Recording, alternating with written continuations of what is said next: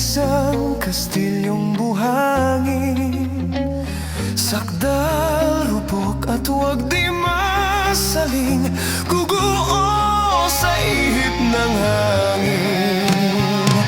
Ang alon ng maling pagmamahal, siyang kalaban niyang mortal.